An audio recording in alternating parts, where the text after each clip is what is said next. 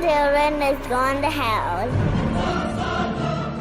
I get the average person being like, cause my dad would always say, oh, like those incompetent government guys can't, get anything done. They can't keep a secret.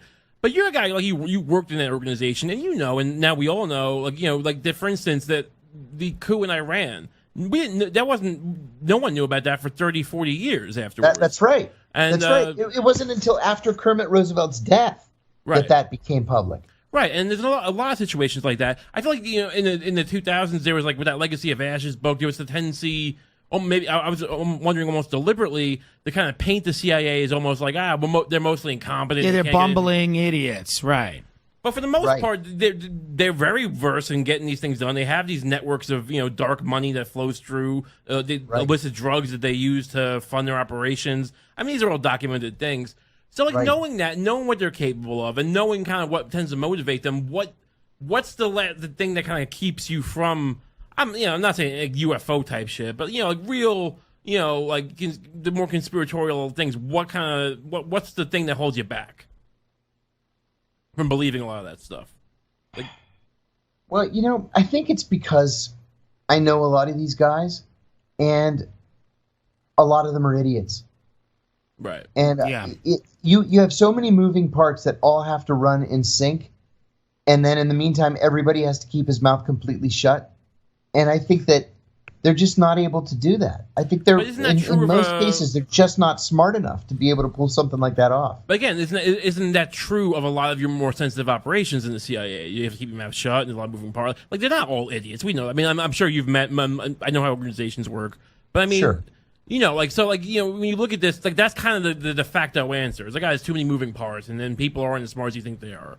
But this is kind of what they do. This is how they, operate. And I'm not saying that 9/11 was faked, but I mean, you look at certain elements of like we mentioned before, the Saudi financial. It's just it's interesting to us that there's such a reticence to deal honestly with the American people. Yeah. With regard to the role that Saudi Arabia may or may not have played in that attack. And, at the end of the day, that probably could be more from the Bush family than the actual, agency. But it's just when we look at this, like I said, obviously we don't come down on the side that this is like, an inside job or anything like that. But there seems to be so much left out that it leaves this space for conspiracy, for conjecture, because there's so much we don't know.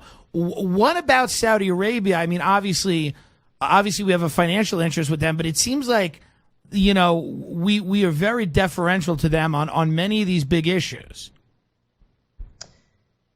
Yes. I think that's probably the most important point. And that is that we really have not gotten to the bottom of the Saudi issue. The American people have not been provided with the facts that they deserve about Saudi Arabia's role, either formally or informally. I'll tell you another thing. When we captured Abu Zubaydah, we confiscated his address book.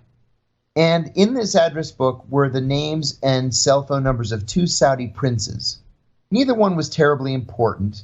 Neither one was in the Saudi governmental structure, but they were royal family members.